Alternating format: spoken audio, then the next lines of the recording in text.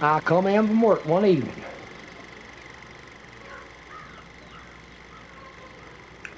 Sitting there on the porch, I had the baby in my lap.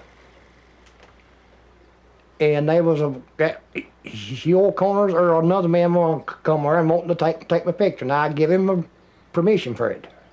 So he went back to the camera and started taking the pictures. They were over in this area here taking the pictures from the people that was in the house over here. There was houses all up and down through this spot at that time. Hobert Ison was coming up the road, had a 49 Buick, and he seen them taking those pictures of his renters. And he came up the road right here and pulled in. He got out of the car right there and came over to where they was at. It all happened awfully fast.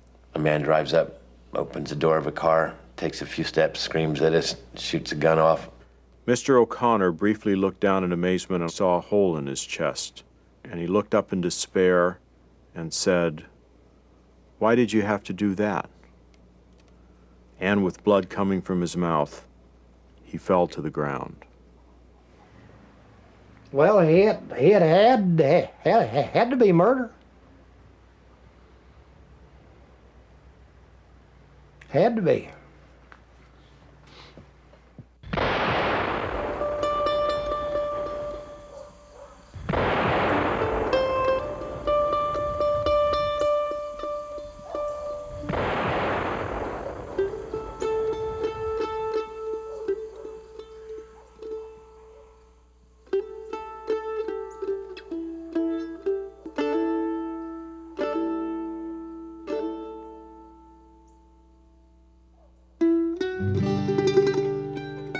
These are the mountains I come from in Eastern Kentucky. The killing that happened here had a lasting effect on the lives of everyone who lived through it, and now that includes me.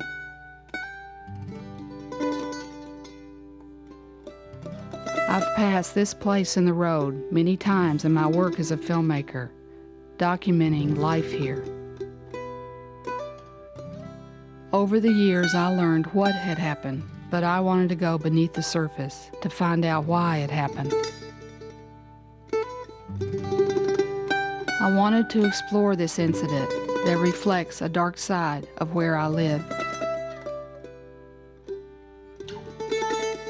What brought these two men, Hobert Ison with his gun and Hugh O'Connor with his camera, face to face in September of 1967?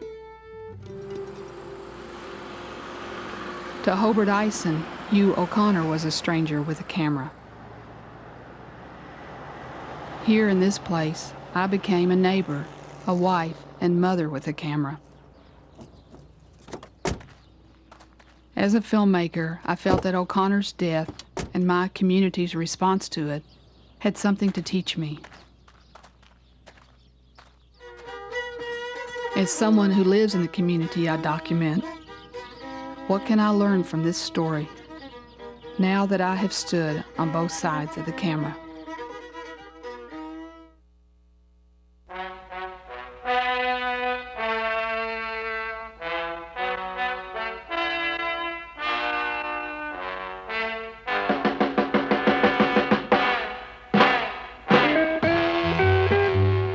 I grew up in a place inundated with picture takers of the creeks, the hollows, the houses, and the people of Appalachia.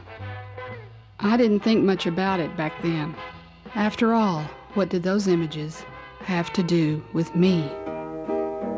I have left a land of bondage with its earthly treasures. I've journeyed to a place where there is love on every hand. I've exchanged. What is the difference between how people see their own place and how others represent it? I'm camping in Canaan's happy land. Who does get to tell the community's story? Camping in the land of Canaan. And what are the storyteller's responsibilities? Surveyed its wondrous beauty grand. And what do these questions have to do with the murder that happened here? Land of promise, and I'm camping in Canaan's happy land. My parents moved to Hazard, Kentucky after World War II. I was born here in 1951. When I was growing up and saw Appalachia on national television, the images were of mining disasters, coal strikes, or poor people. A friend of my dad's, a local lawyer, started speaking out about problems in the area. A British film crew came into Letcher County to make a documentary about him. Harry Caudle's an attorney. He lives with his wife and 3 children at Whitesburg in eastern Kentucky, the center of America's poverty belt. Only recently has America woken up to the shock that the American dream had become a nightmare for many people. Americans did not recognize poverty in their own country, but Caudle did. For 10 years, he waged a lonely campaign to make others recognize it too. In 1962, he wrote a 300-page book called Night Comes to the Cumberlands. Let me tell you a little bit about how Night Comes to the Cumberlands happened to be written. One day, Harry was out walking on a Sunday afternoon in the woods, and when he came back, he got to telling me about how the Appalachian people had come to be in the depressed state that they had reached, having descended into that from a very rural kind of existence. And so I got out my shorthand book and I said, Harry, that sounds pretty good. Let me write that down. Nobody else had put together the whole story of how the people came there, how they had been exploited, how the corporations came there, and put it all in a historical context. This coal train is symbolic of much of the dilemma of Appalachia. Until very recently, the companies that mine the coal owned all the mining communities, the company towns, the streets, the houses, the hospitals. This created a population that was totally dependent. Abruptly, the company no longer needed its mining men. It needed mining machines. Millions, hundreds of millions, even billions of dollars worth of coal have gone out of these valleys, Appalachia's most valuable single resource.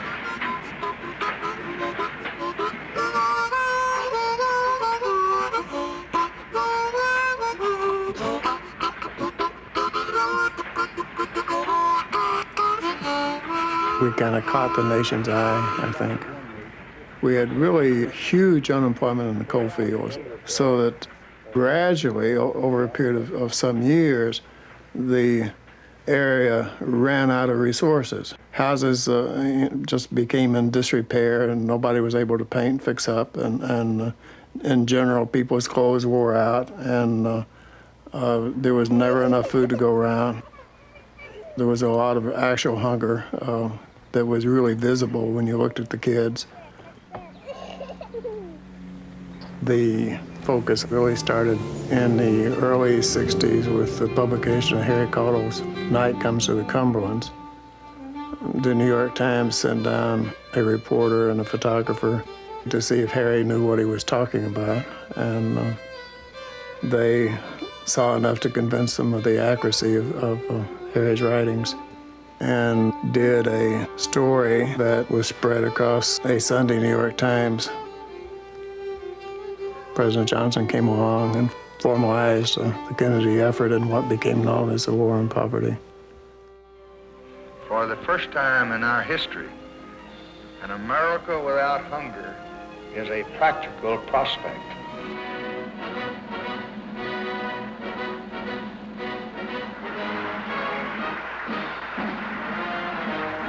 Of course, the War on Poverty then centers in on places where there is poverty, and Eastern Kentucky probably had the most of any rural area in the nation. That in turn meant that we had a lot of outside people coming in to see what our problems were. Almost every time you looked up, there was a newspaper reporter or a magazine reporter or a television reporter or crew coming through. This is the road, if you can call it that leads to the Pert Creek School in Letcher County, Kentucky. There are tens of thousands of roads like this, winding back along the creeks and hollows of 11 states. And beside these roads, the shacks of tar paper and pine, which are the homes of 1 million permanently poor. That cabin down there belongs to Letcher West. George and Janie and Maggie West use this road to get to school. At this time of year, they never get there with dry feet. Down there is where Johnny Sandlin and his wife and 11 children try to stay warm all winter. Up there is the Bakers. And beyond the Bakers, up on the hill, is the Pert Creek School. And up there, on this one day, is the only sign anywhere in this hollow that it is Christmas in Appalachia.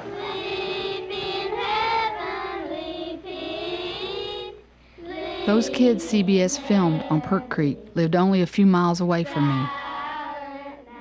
I wonder how they felt about having their pictures on television. I wouldn't have liked it.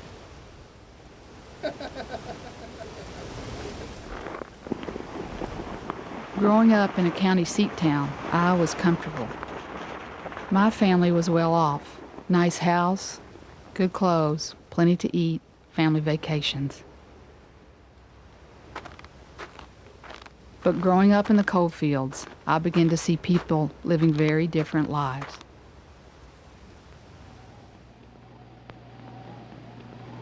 When Goldie Johnson speaks of Christmas, it is as if she lived in a country far removed from ours. I hope and wish that children could have what they used to have.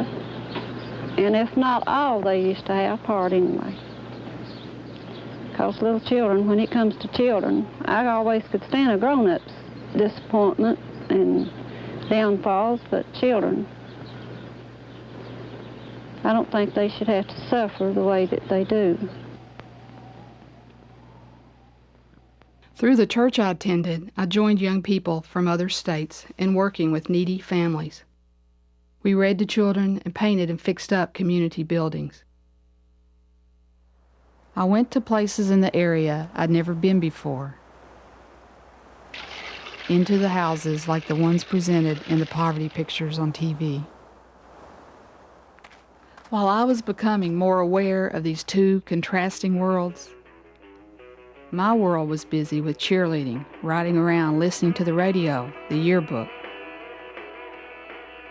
Around the time I was a candidate for homecoming queen, there was talk about a filmmaker named Hugh O'Connor who was killed by a man just down the road in Jeremiah, whose name was Hobert Ison.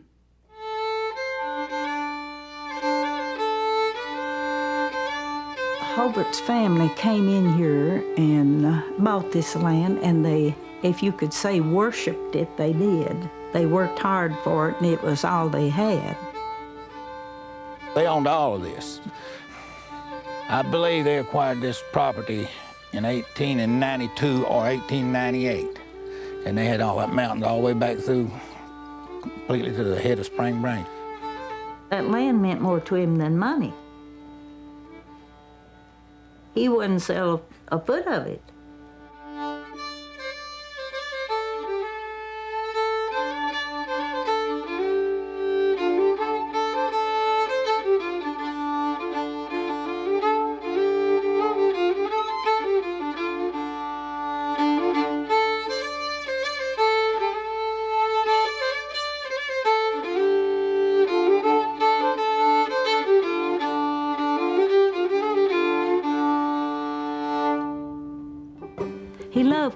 He hunted. He went to Alaska. He'd go everywhere to hunt. He loved to hunt and fish. And he liked to travel.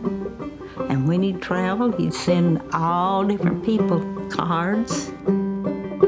Being a bachelor, you know, he didn't have that many girlfriends. He had never married in his early days. He had been about to marry and was jilted.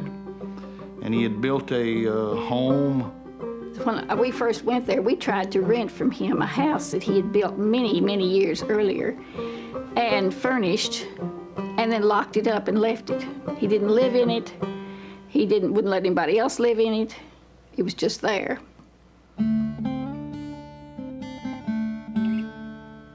He was a very intelligent person and a great carpenter. He was respected and nobody bothered him, that what they knew what was his. And if there was a death, he was the first one on the hill with his tools to dig the grave and help, you know. If you went to Hobart or any of them and asked a favor, they would gladly do it. But they didn't want you on that land without their permission. You know, you just didn't mess with his property. He didn't want you to do that. But the image problem was really, she said, the reason it made me mad was because I thought they was taking them pictures to make us look bad in this area. And that's one of the things that caused him to blow up.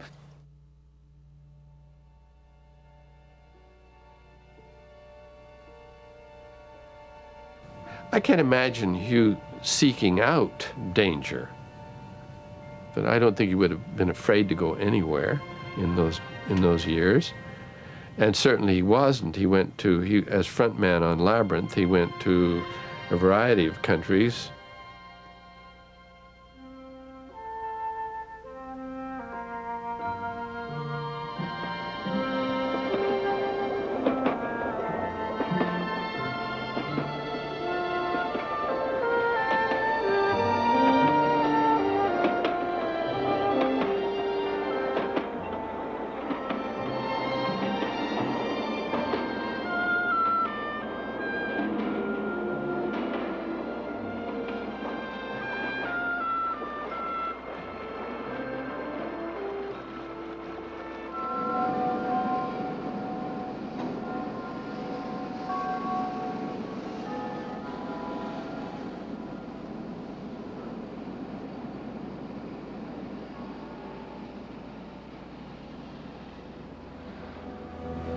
The common experience of the human race in different parts of the world was one of the theme elements that we were attempting to express.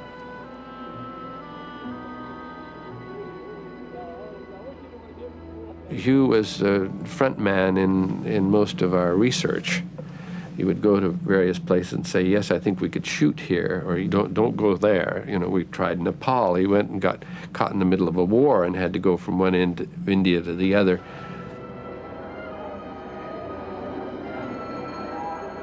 We directed a beautiful sequence in India on the Ganges.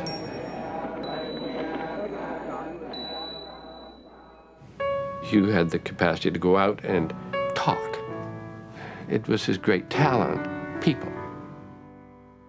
He was a great raconteur. A really excellent storyteller. He had instant rapport with most people. He brought people together. And that's what shocked me by the whole thing. I couldn't imagine him being insensitive enough to generate that kind of hostility.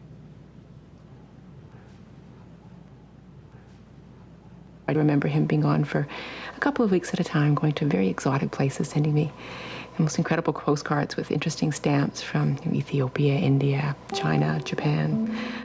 I have very few souvenirs from my dad, but one of the things I do have is this fan here, which he brought back from Japan. My dad would come in and out of my life quite often. He'd be there, and then he'd be gone for a few weeks or a few months, and then pop in again.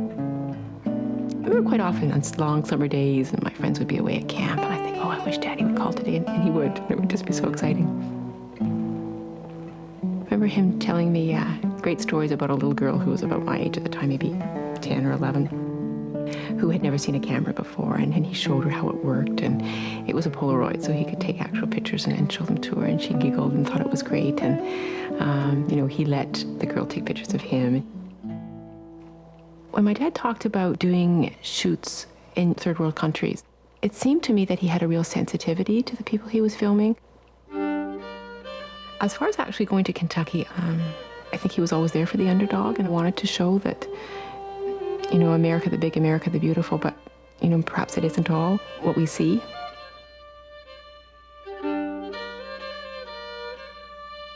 If you look at Letcher County through the harsh view of a camera lens, it can be very stark. So there was a lot to be photographed, and it was photographed.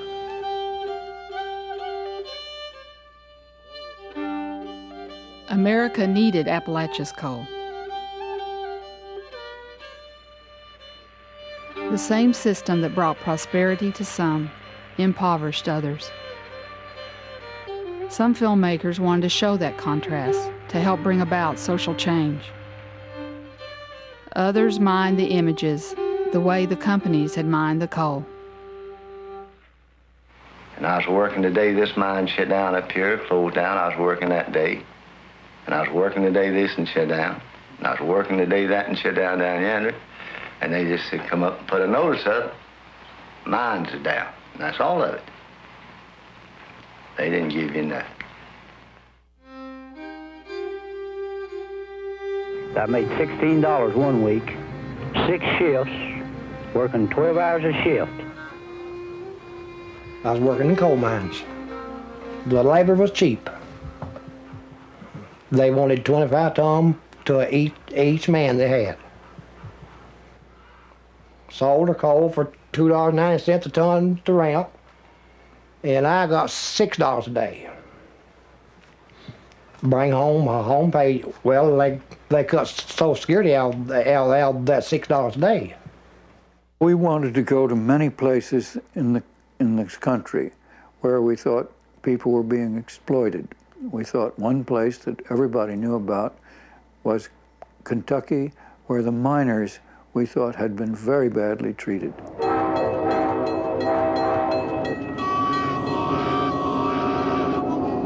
And we wanted to show this and show the contrast between the way their lives were unfolding for them and the original American dream. Was this the American dream?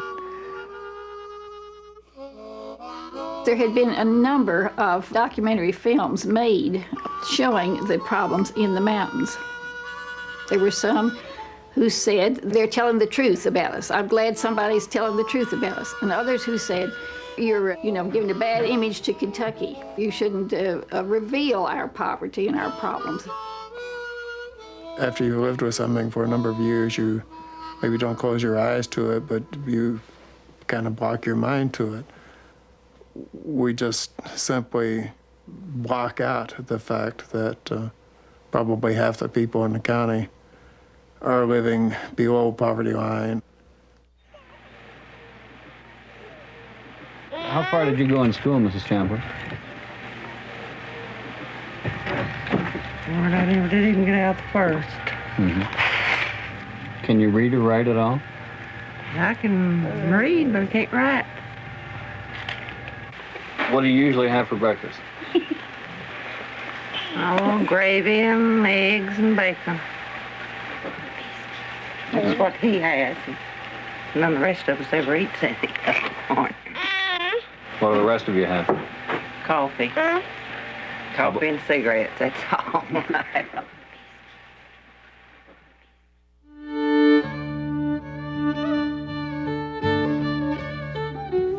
I grew up at McRoberts in a camp house. Probably my dad bought for $1,500. And it was the greatest life that anybody could have ever lived. I would wish that anybody who ever lived could live the life that I lived growing up. My father worked in the mines, and he wouldn't work anywhere else. He went to Berea College for a year and a half, I believe it was. We traded at the company store. I'm sure that just about everybody I knew and everybody anywhere was the same way. And it was just absolutely ludicrous to even consider that we were poverty-stricken and that my neighbors were poverty-stricken. The TV people filmed what impressed them, I guess, and most of it was not the fine houses in the upper bottom. People got a little bit upset at that because they thought it gave looked like everybody here was poor. And the fact was a majority of people were, but not everybody was.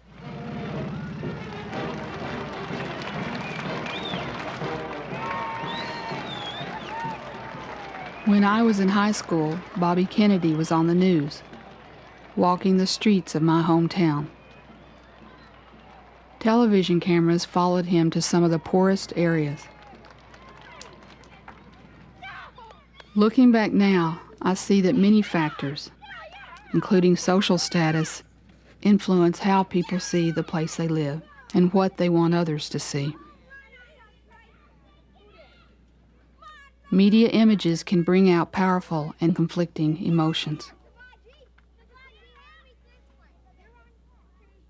Were those who welcomed Kennedy hopeful that the media attention would improve their lives? Were those who objected to the images of poor people being shown on national television afraid they would be blamed for these conditions? Or were they afraid they would be considered poor too? You take a K and a E, a N and a T, a U and a C. I found some of these films insulting. But it means paradise. When filmmakers focused only on the deprivation and didn't look past it to the lives of the people that are the real wealth of the culture. But I wasn't studying no geography when I was sitting on my mammy's lap.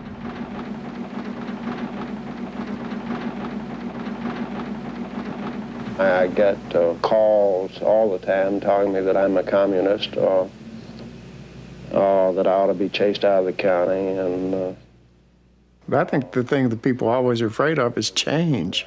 People who ran the coal companies in behalf of the absentee corporations like to pretend that there were no environmental problems, that there was no unemployment, that the coal industry was thriving and that all coal miners were doing well.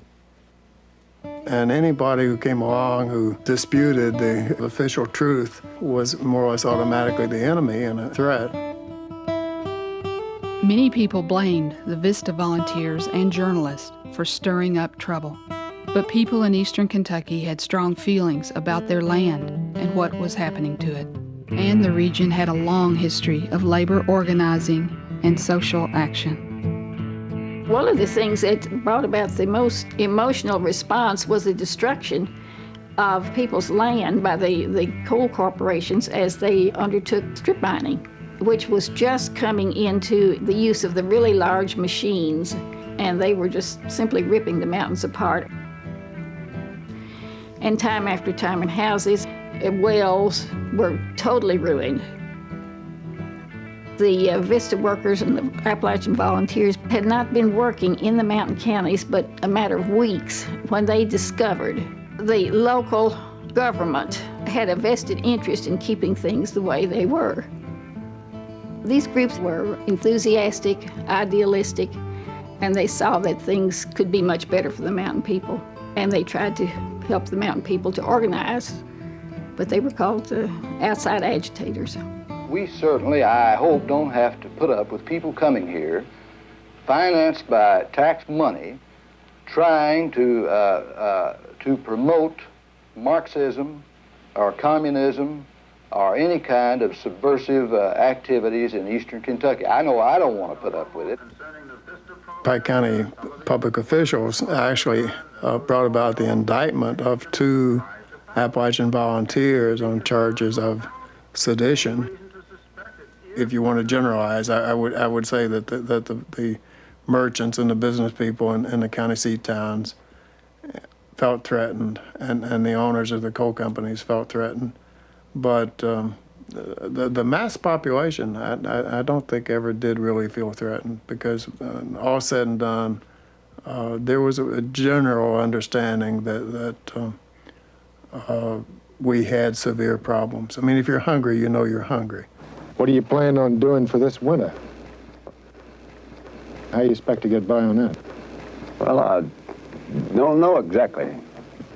We did not use pictures of poor people in the Eagle because we did not want to put local people in embarrassing situations in front of their neighbors.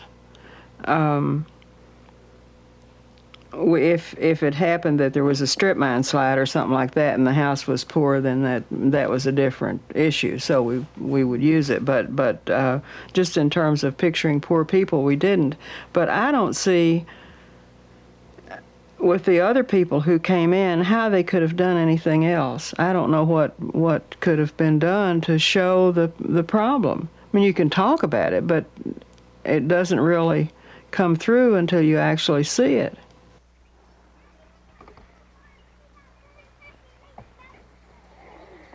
Can filmmakers show poverty without shaming the people we portray? I came to see that there was a complex relationship between social action and social embarrassment. They took a lot of pictures of poor people. They took one that I really resented. I knew the people, and these children had hands full of dirt eating it like they were that hungry. Well, I knew the people, and I knew they were well fed. They were on welfare, but they were well fed. But I really resented that type of thing, and as everybody else did. That misplaced attitude of save the Aborigines is as old as the hills. People who think that they are more sophisticated are going to come into the backward countries and make everything right. And that kind of thing had been going on in Eastern Kentucky, where the people from the Northeast of the United States and elsewhere were coming down, filming the bad parts of Eastern Kentucky, not appreciating the good parts and wanting to publicize that kind of thing. And that's the backdrop of what happened with the Hobert Ison situation. He, among the majority of the people in Eastern Kentucky, were bothered about this kind of attitude that was being brought in, that we needed saving somewhat.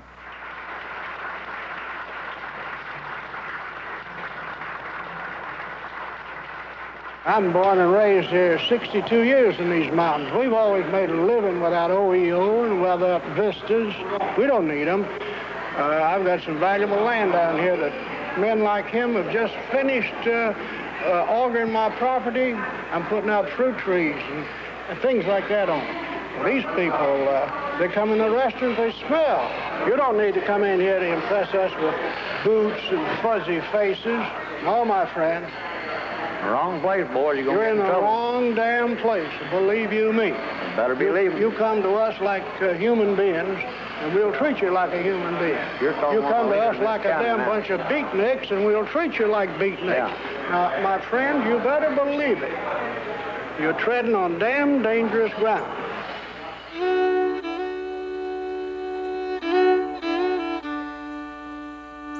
About 2 weeks before, he had told me that somebody was wanting to take some pictures and make him look bad of his houses because his renters was doing so bad. Now, that's what he said. His houses were bad. They were bad. Anytime you rent houses, I believe he had 13 of these. He'd have a red one and a green one, rotated the colors. These houses were old and bad. They were his, is the way he looked at it. I rented off film there for, I'd say 6, 7, 8 or 10 years. I'd take his rent to him every single month, and he'd come to the porch and get it. He'd reach out and get it. He'd say, "Thank you, sweetheart." But he wasn't no man to be fooled with. They they had finished their work, they were leaving the county, and as they drove down Highway 7, they happened to see a row of small, very poor houses that had been built almost on the right-of-way. And on the porch, there was a coal miner who'd just come out of the mines. He was sitting there with probably with some of his family, and he was still covered with coal dust. He hadn't gotten cleaned up, you know. And it was a great, as they say, photo opportunity. They stopped and asked if they could take his picture. And he said, sure. I come in from work one evening, sitting there on the porch, I had the baby in my lap. And Hugh O'Connor or another man wanted to come there and wanted to take my picture, and I give him permission for it. So he went back to the Camry and started taking the pictures.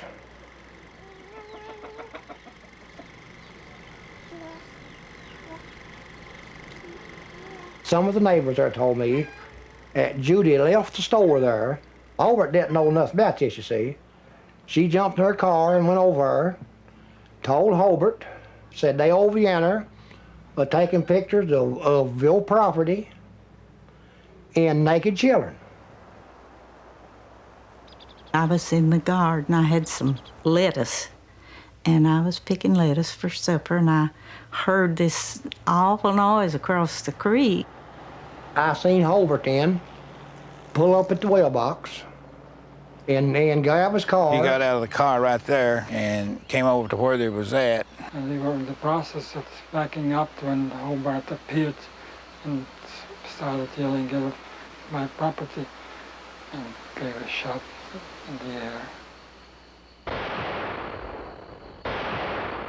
I thought they were saying mad dog, and I could just imagine a mad dog over there. I knew those children were there. And then I heard shots, and I thought, well, I hope they killed it. I was around the camera trying to get it off the tripod, which was a little complicated because it was a 3-camera rig. And I noticed that Hobart was aiming at us with the gun. He gave a shot. And he must have shot about 4 or 5 times into the camera, because some of the bullets were lodged in the camera. Hugh O'Connor picked up a battery case and walking towards the car. He was on my right, just about a step ahead of me. And the filmmakers kept moving their equipment toward their cars across the road while trying to tell the man that they were leaving. One of them said that the man must be shooting blanks. "Get off my property," he kept screaming. Hugh O'Connor, who was lugging a heavy battery across the highway, turned to say that they were going. The man held the pistol in both hands and pulled the trigger. That man drug his Camry back across the road, and Hobart laid the pistol up on his arm and shot him in.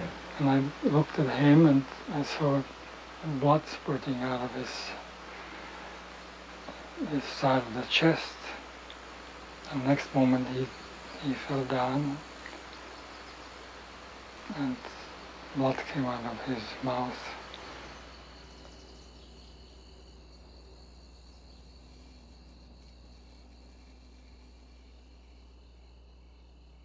Mason, did they argue? No, sir. No, sir. I was sitting right there watching it.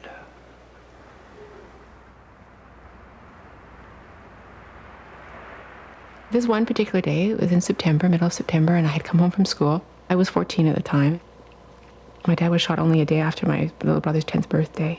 I remember sitting with him on his bed, and he was trying to be so strong. He was this little guy, and he was going, "Why did it have to happen?" It was so hard for him. I tried to be like a big sister and to say, "It's gonna be okay, you know, I'm here for you," but it wasn't the same as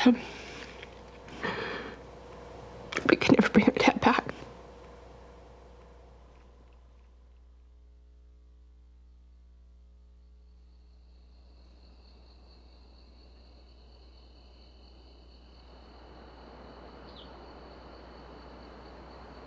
I don't remember exactly how I felt when I first heard about the murder.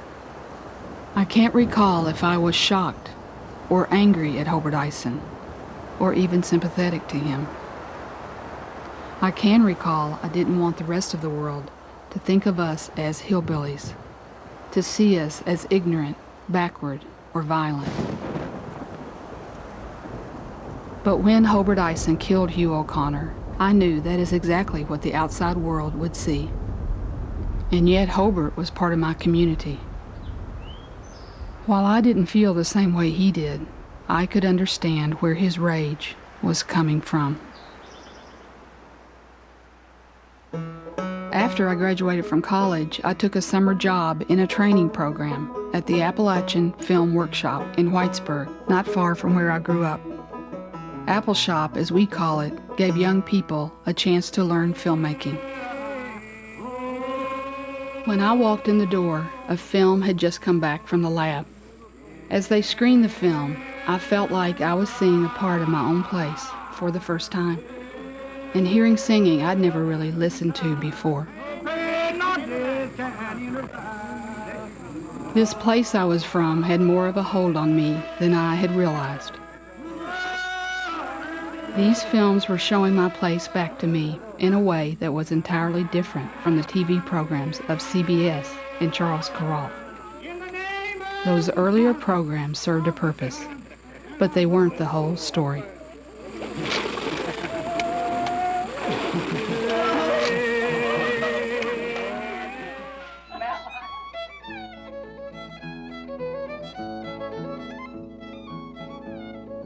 The one thing that interests me about quilts the most is the time involved. No, the time. You don't get the time.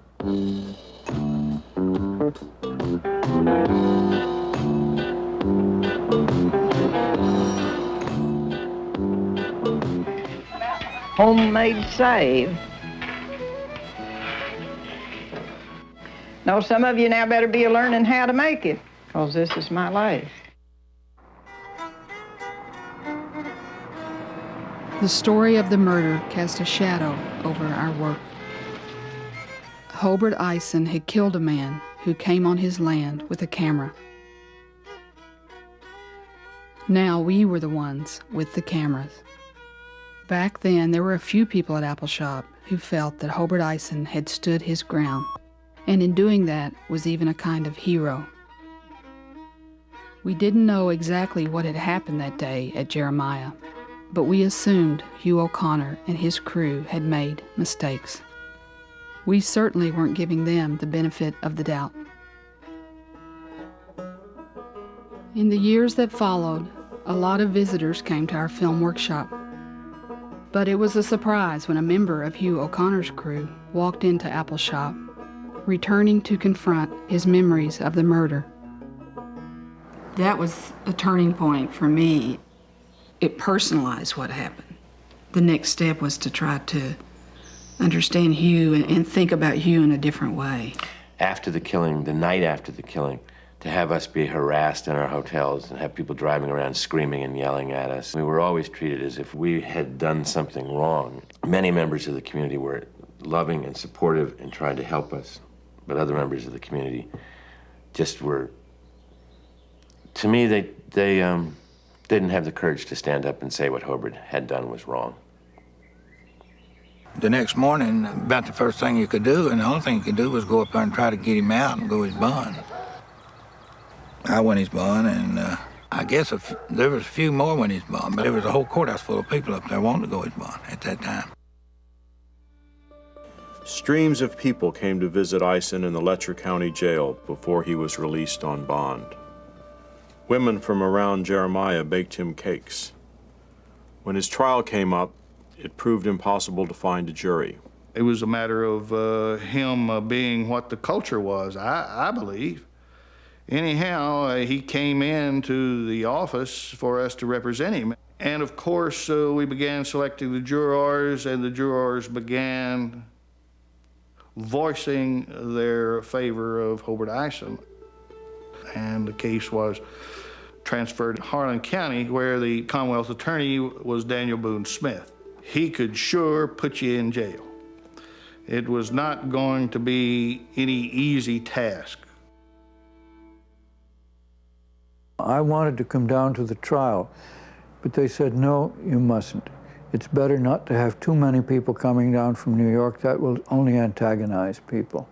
And I said, I can be very quiet and not known. And they said, everybody knows everything there.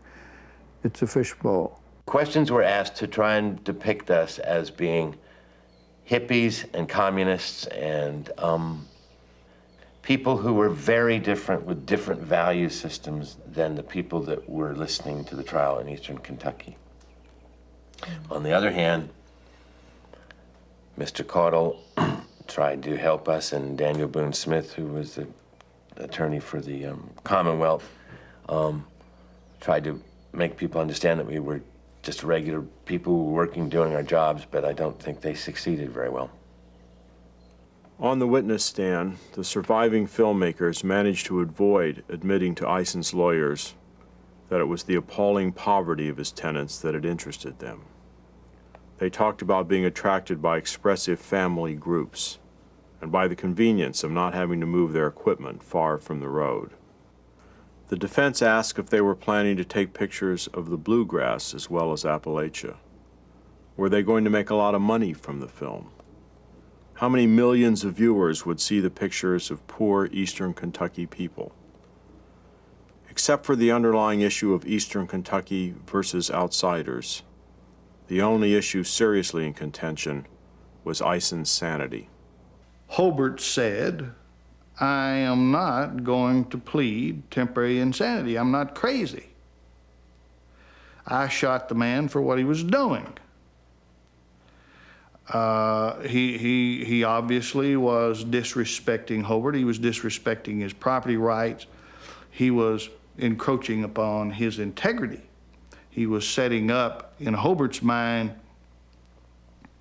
the circumstance of ridicule for what was being filmed. Whether the film crew's intent, the director's intent at that time, was all bad, I don't know. I believe they made a very serious mistake. And apparently being ignorant about the strong attitude of Eastern Kentuckians that would not be encroached upon. A camera is like a gun. It's threatening, you know, and the more we get into the kind of late 20th century, the more threatening it becomes. Because it's invasive, it is exploitive in terms of mass media, and it is not always true. It can be editorially manipulated into anything the maker wants to say about someplace. The camera doesn't lie. It doesn't photograph something that isn't there. It is never the whole story. The media really had an obligation to come in and photograph and show what decades of neglect and decades of abuse of the land and abuse of the people and so on can do. We were in an extremely bad circumstance. The people generally in Eastern Kentucky were in a terrible circumstance. And the nation really needed to know, and we needed the help of the nation. And I don't think that any apology should be made.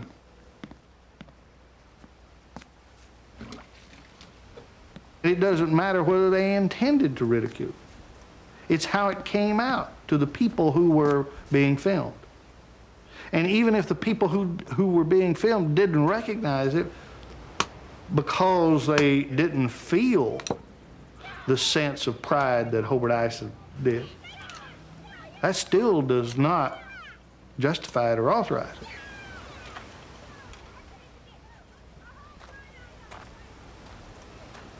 No, nobody has ever tried to whitewash Hobert Ison, but it is very clear that what went on that day was not all Hobert Ison's fault.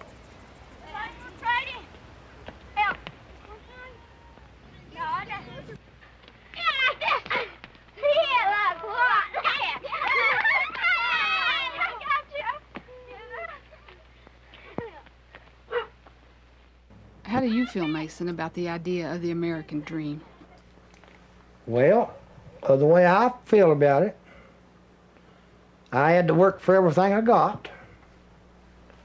And I had a pretty good life.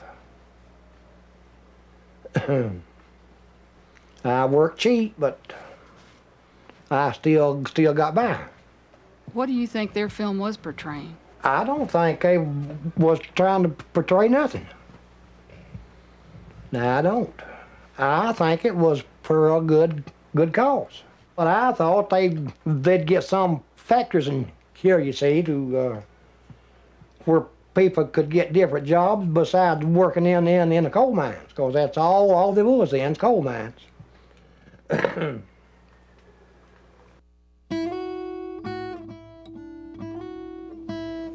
In the trial, the defense summation was not about Hobart. The defense summation was about a community of people who lived in Eastern Kentucky in the mountains.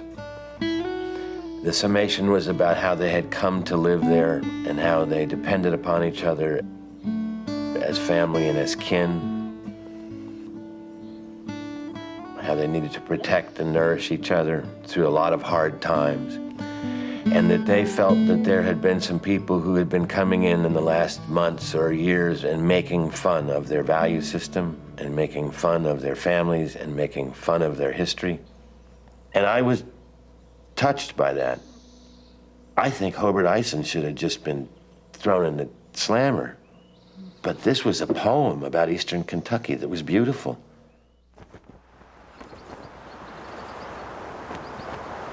Hobert Ison came from a community that rallied behind him even when he'd killed someone.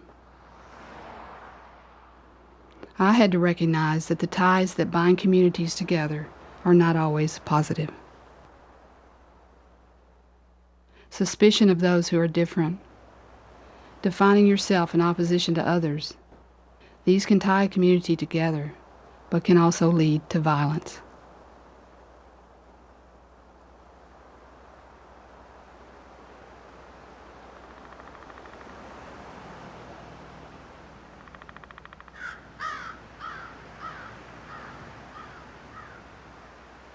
After the first trial, we go to the second.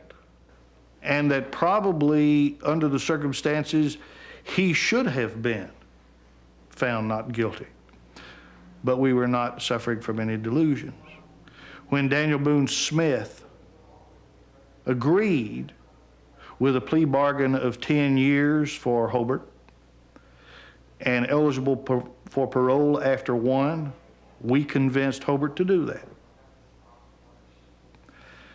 And he went to prison, and when the year was almost up, he contacted me and asked me to, he wrote a letter and essentially asked me to get him out.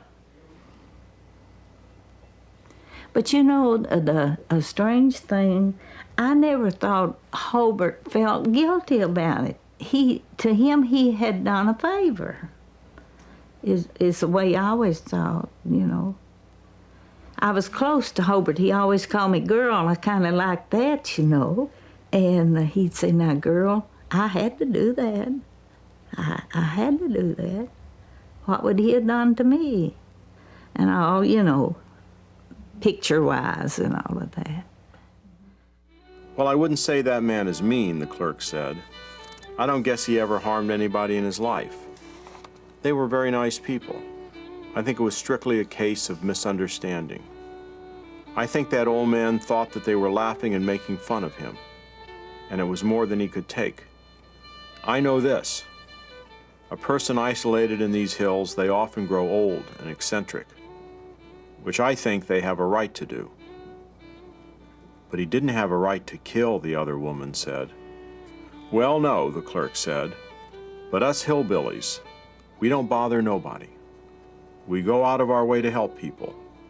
We don't want nobody pushing us around. Now that's the code of the hills. And he felt like, that old man felt like, he was being pushed around. You know, it's like I told those men, I wouldn't have gone on that old man's land to pick me a mess of wild greens without I'd asked him. They said, "We didn't know all this." I said, "I bet you know it now. I bet you know it now." Love Hobert, be a friend to Hobert, be kin to Hobert, but have the courage to tell Hobert what you did was wrong and you're going to have to pay for it and go to jail.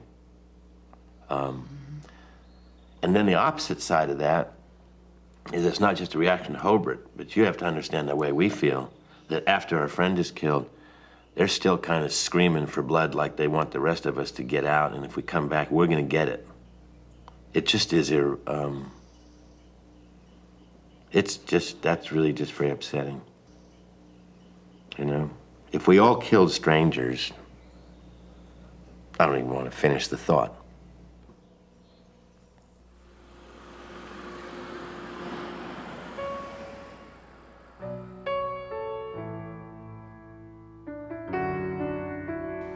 It's been very good for me, very therapeutic in some ways, to really try and understand what was going on in Hobert Ison's head and how he felt he was being ridiculed. I've thought a lot about it over the last year since we were first in touch, and I think in many ways it's given me more comfort. A good friend of mine was talking to me, and she said, it's almost as if there's a chapter in your book which is now complete. And I think that's very, very true, that there's some resolution to my understanding and perhaps to my grief as well. And there's certainly forgiveness, which I hadn't really thought of before. But I think that there's, it was a horrible thing to have happened, but Hobert Ison was a man of his times and of his culture and of his place. But it didn't work out well for my dad. Sitting there with Anne, I was the stranger with the camera. She had come to a place of resolution, but I have not. I live every day with the implications of what happened. This is my community. My life is here. As a filmmaker, I have the responsibility to see my community for what it is, to tell the story no matter how difficult. As someone who lives here, I have an instinct to protect my community from those who would harm it. What are the responsibilities of any of us who take the images of other people and put them to our own uses? Hobert Ison was wrong to kill Hugh O'Connor, but saying that is not enough for me. It is the filmmaker's job, my job, to tell fairly what I see, to be true to the experiences of both Hugh O'Connor and Hobert Ison, and in the end, to trust that that is enough.